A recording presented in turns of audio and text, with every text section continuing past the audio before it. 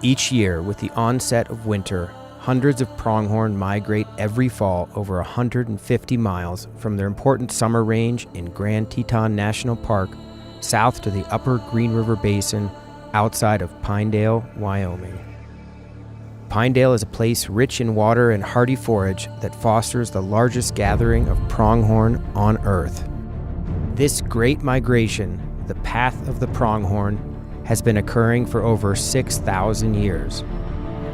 Some 48,000 pronghorn make the upper Green River Basin home in the winter, only to return to Grand Teton National Park every spring, making this migration corridor one of the longest in North America.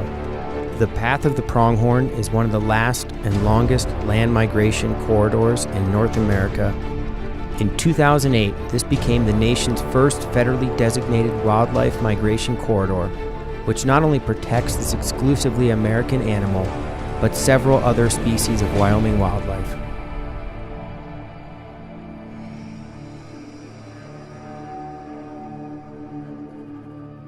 The pronghorn migration from the Green River Basin to Grand Teton National Park not only is one of the longest migrations in North America, but it's also one of the most spectacular. The Green River Basin is located in western Wyoming, and it's surrounded to the west by the Wyoming Range, the north by the Grovemont Range, and the east by the Wind River Range. And Pinedale, Wyoming sits in the heart of the Green River Basin. Pinedale, Wyoming has the wonderful advantage of being at the epicenter of this unique and phenomenal migration of pronghorn. The archaeological record in this area shows that pronghorn migration has occurred here for at least the last 6,000 years. For over 1 million years prior to the arrival of European explorers, there were an estimated 35 million pronghorn roaming the plains of North America.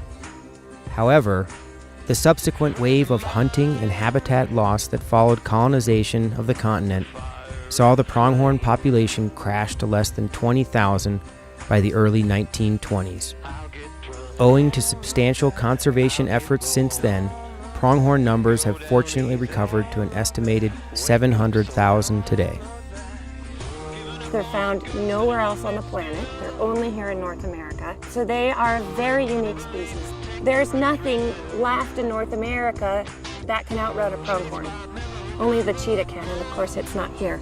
Pronghorn can travel at maximum speeds up to 60 miles an hour.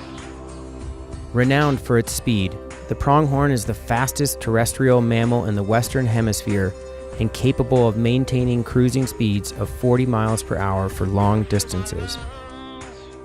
Speed is important to the pronghorn's survival because they live in open areas with no place to hide from predators. In addition to their speed, pronghorn have excellent eyesight and can spot a threat up to 4 miles away. Both the male and female pronghorn have horns, but only males have black markings on their face. In mid to late September, as fall approaches Grand Teton National Park, the 300 to 400 pronghorn that summer there began their long migration back to their winter range. That migration takes them to the Grovemont River drainage, through the Red Hills, up to the hydrographic divide. And from there, they drop down in elevation into the upper Green River Basin, where they meander down and cross the Green River. The path of the pronghorn is the only migration corridor to and from Grand Teton National Park. The greatest threat to their migration comes from man-made obstacles such as subdivisions, energy development, fences, and busy Highway 191. These man-made obstacles threaten to sever the migration corridor, which could prevent the continued permanent existence of pronghorn in Grand Teton National Park. We started seeing a pretty high mortality rate with deer and antelope along the highway, and that rate was going up along with the traffic. The threats to these migration corridors remains the same as it has been since the beginning. The only difference between then and now is that they're increasing in intensity. Ever-growing highway traffic increased this danger and was responsible for over 140 pronghorn deaths annually. Biologists were instrumental in identifying problem intersections along the migration corridor and U.S. Highway 191. A key bottleneck along this route is Trappers Point. Trappers Point area it's a narrow neck of land. and it's a natural migration route for any animals to come down and migrate along this area here. At this point, the Green River and residential development constrict the route to a narrow intersection where thousands of animals are forced to cross U.S. Highway 191. In order to mitigate this hazard, biologists work with the Wyoming Department of Transportation to create animal under and overpasses to aid the animals' migration. In 2010, the Wyoming Department of Transportation invested $9.7 million into a project that would install fencing and crossing structures along U.S. Highway 191.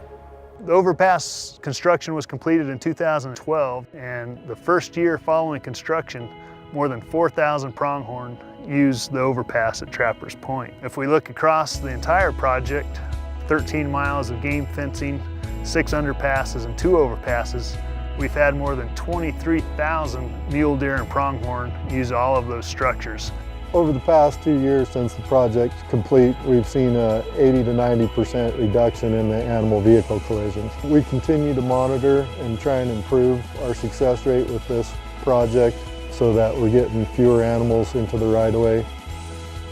In order to achieve success on this project, it was truly a collaborative effort. The Path of the Pronghorn has not only brought together state and federal agencies, but also local citizens in efforts to better conserve this spectacular migration. We have a number of huge successes to celebrate in protecting this long-distance migration. We have a summer range that's protected underneath the designation of Grand Teton National Park. The Bridger-Teton National Forest designated a portion of the pronghorn's long migration as a protected national corridor. It's the first ever protected national corridor, and it protects approximately half of the pronghorn's migration from Grand Teton National Park down to the Upper Green River Basin Winter Range.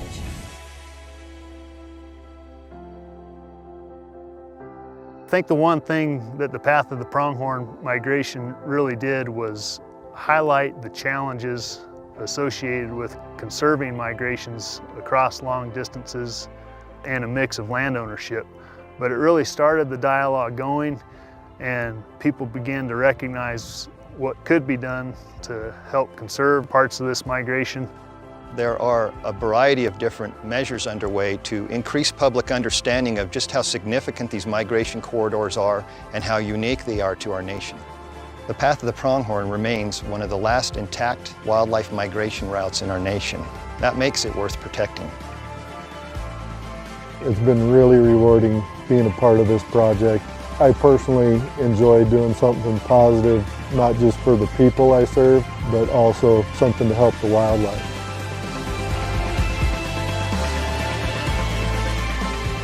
As a result of these conservation efforts, the Path of the Pronghorn Migration Corridor is a true conservation success story. Not only are the pronghorn and this great migration route more likely to thrive, it's a celebration for all people and an opportunity to witness this great land migration, the Path of the Pronghorn.